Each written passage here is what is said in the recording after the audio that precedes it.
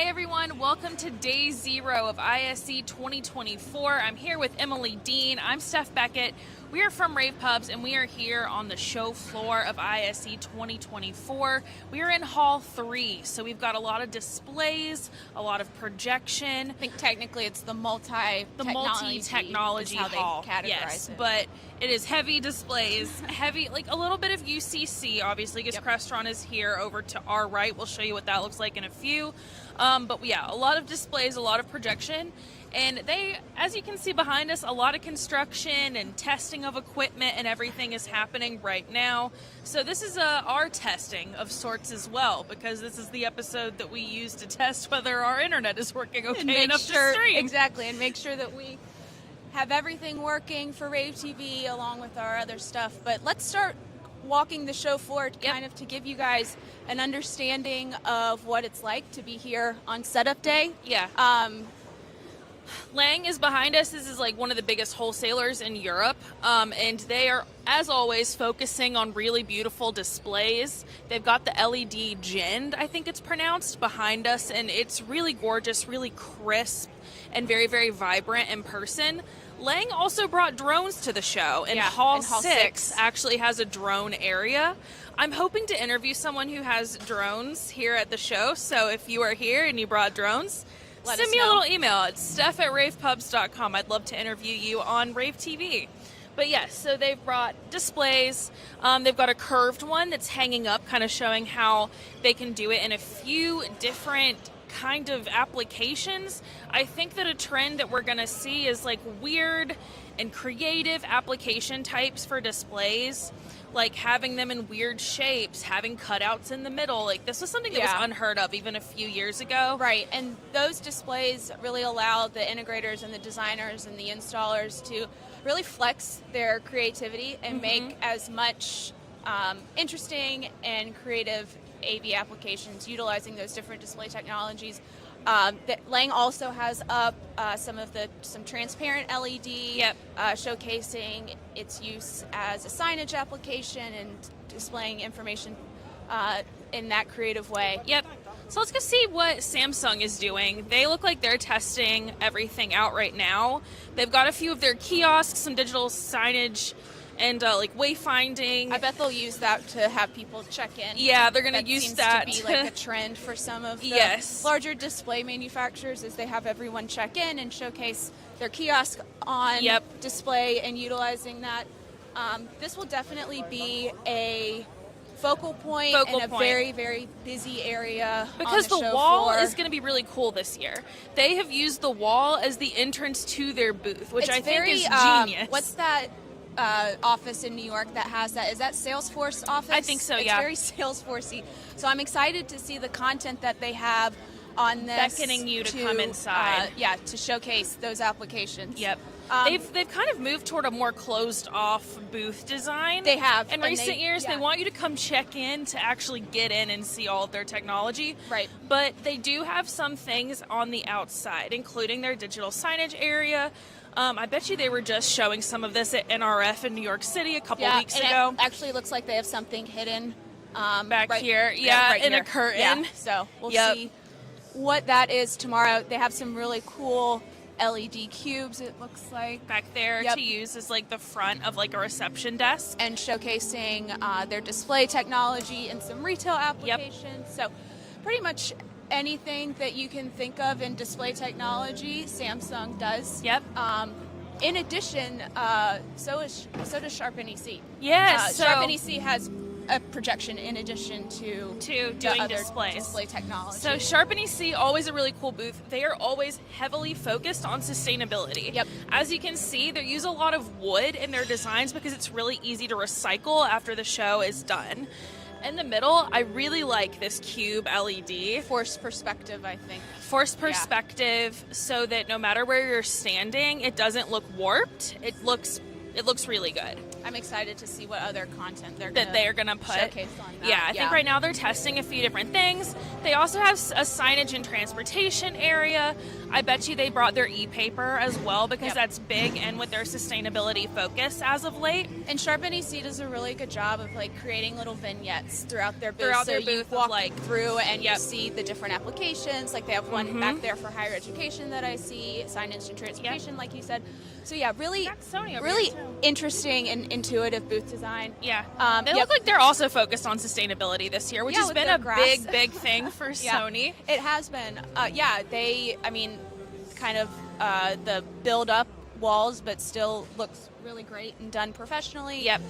You're looking at the crystal LED. This is the CH series, so high contrast series. And that's the 220 inch, I want to say. High contrast, really glossy in person. It almost looks like it would be like wet to the touch. Yeah, that's 220. So other things that they have, looks like they have a VR set back there for Sony, so I'm sure that we'll and a lot of virtual production back there. I see a virtual production screen. I think we're going to still focus on a lot of that here at ISE. Yeah, last year was kind of the emergence of that with all of these manufacturers and display and companies here. Each one having their own. So I thought Sony's was the best last year. So I'm interested to see how it stacks up this year. Exactly, and go look at some of the other ones. Like Disguise will have a really great, really great setup. And let's see, Absent always typically has one. A really good one. It'll be exciting to see how it's transformed and how the technology has shifted over the past year. Exactly. So let's take you guys back this way. So here's Harman, which is a Samsung company, which explains why they are right across from Samsung. Harman, however, is keep it more... in the family. Yeah, they keep it in the family. And Harman is more on AMX control and automation. Yeah, actually AMX has a big presence in the booth this year. Which Typically, it's just like a table. So I'm excited to see that they're kind of re-engineering and focusing on AMX and that brand and the all the technology. Well, I think that's what people ask about. People ask about AMX and what that's like as a protocol and as a standard, and a lot of integrators and IT folk use it. So speaking of protocol and standard, obviously Crestron, big player in the AV over IP market.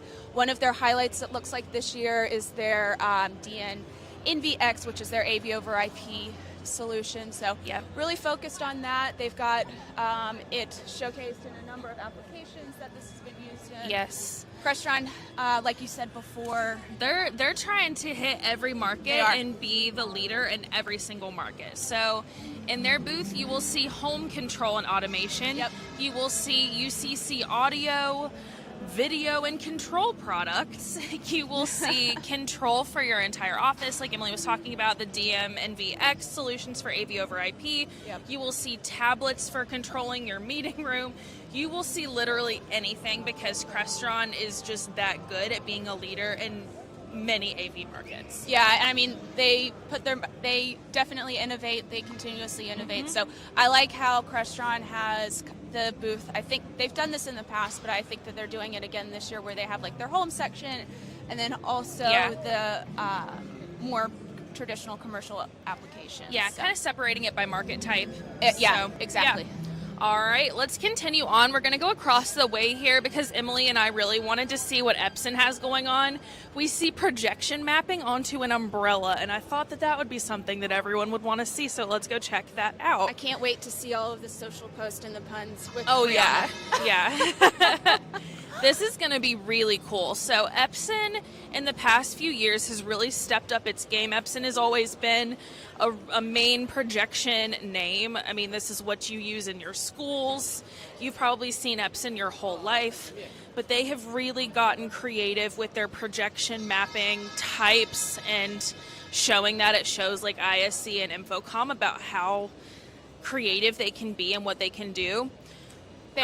The content is always really great, The content is always great, so I'm excited to see how... Looks like they have 8 different sections here. I'm excited to see the content that they have planned for this. Yeah, same. This is only them testing and making sure they calibrate correctly, because if they don't, it's going to be all off. And I think this is interesting because this is showing how difficult projecting onto a surface like that really is. Yeah. So I thought that was really awesome. I'm excited to see everything else that they have. Another one big in projection mapping, as you can see, is Panasonic Connect. So this is like a brand within the Panasonic brand. I think they introduced this not last year, but potentially the year before that. Yes. I'm not exactly sure. At ISC 2022 is the first time I remember seeing it. So here you can see they're going to have this demo set up with all of their 8 projectors. Yep. They're projecting onto a globe. Yeah. It'll be cool. Last year it was really impressive. It was really kind of trippy when you walked in and kind of saw all of the projection and the technology behind that. They'll also have a lot of other stuff on display on their stand, obviously, but I think focusing on the globe, and I cannot tell if the pictures are moving or if the globe itself is moving. I don't know, but that will be something that I investigate later. Yeah, when I'm allowed in their booth. Right now, I think I would get yelled at. So one of my favorite booths, and because of how colorful it is Christie. Yep, showcasing a lot of different things with projection technology. Obviously, they're projecting projection mapping onto these hexagons. Is that a hexagon? Yes, that's a hexagon. Thank you. Geometry. It's been a minute. But yes, so they are another one that's like, they do LEDs through their micro tiles. They do some projection as well. The projection is actually in a partnership with Legrand because they're using all daylight screens. Okay. Because I think daylight does interesting shapes and does the drop down with no black on top. Yeah, so they do. So again, that's going back to what we were talking about, how the advancements in technology just allow our industry to be a lot more creative and understanding, kind of pushing the limits. And that's the beauty of this show, is that this is kind of a look what we can do. Look what we can do. This is like a braggy show, which I actually enjoy. It's awesome. I would love to not see any products just on a pedestal ever again. I would love to see how they're used. That makes me inspired by what questions I want to ask people, because if I just see something on a pedestal, I'm like, okay, but show me how great it is. What can it do? So, yeah. And over here, we have LG. They're still setting up. I'm really excited. I think that they're going to have probably... I can foresee a transparent OLED. Yeah. I see that they've got some sports signage over there kind of showing it in a restaurant capacity. Honestly, I think it is the worst when restaurants use consumer TVs. It's bad. In their restaurants. You can tell that thing is not meant to be on 7 days a week. Yeah. 18 hours a day. Yeah. But a lot of LGs are, and they're professional. So please use a professional TV if you own a restaurant. We're begging. LG's booth is huge. It's always impressive. It always showcases the range of everything that they do. Of LG's product lineup, from collaboration boards. Oh yeah, there's the transparent OLED over there. Yep. They've got power saving options for signage, which are things that are supposed to be on all the time and not die. They have another highlight for sustainability, which is again a huge thing that we talked about. Here's the micro tiles over here. Oh yeah, Christie micro tiles. Christie micro tiles. And then over here, we're going to end with one of our favorite booths, which is Legrand. Legrand is one of our rAVe TV sponsors and partners. They've been with us since the very beginning, and they're so easy to brag about because they make so many different things and have so many different brands under the Legrand umbrella. So that includes Chief, C2G, Middle Atlantic, Daylight, Vadio, Luxol, and I think that's it. There's so many. Yeah, I think that's it. I need to memorize them one day and really impress Gary. Yeah. But yes, so they have everything from cameras for UCC or for work from home. They have many different options of mounts. I think Chief is showing some brand new mounts here at this show. Daylight, of course, some of the best projection screens in our market, which is, of course, why Christy over there is using them. And C2G, which is, of course, every type of cable that you can possibly need, and some of the best ones. I have had my C2G dongle for 5 years, and it still works. So, highly recommend. But thanks for having me on your test, Steph. Of course. Thank you for TV. being here. This is just gives you a look at the show floor before the carpet gets rolled out and before everyone is polished. we love doing these. We love giving you a behind-the-scenes sneak peek of the show and kind of what to expect and what we see as we're walking during setup. Steph, how many times are you doing rAVe TV this week? So Gary and I, or you and I, depending on what day, we are doing rAVe TV all 4 days of the show. We're beginning it tomorrow. It will go live, I think, at 3 p.m. Eastern. And we're also doing something new for this year. We've partnered with the VIXA and VIXA TV to bring you their broadcast. They're going to bring you our broadcast as well, so you can catch rAVe TV and VIXA TV on both channels. I'm looking forward to that, just kind of expanding the reach of the TV shows. They're doing 4 shows a week, 4 shows this week as well, so make sure you add that to your calendar along with ours. And I think with that, we'll sign off. Yeah, sounds good. Thank you guys so much, and we will see you bright and early. Well, for us, but for you guys, it'll be the afternoon tomorrow. All right, see ya. It's the weekly show about Pro AV with the hottest news in the AV industry. It's rAVe TV. Give it up for Steph and Gary. Steph and Gary.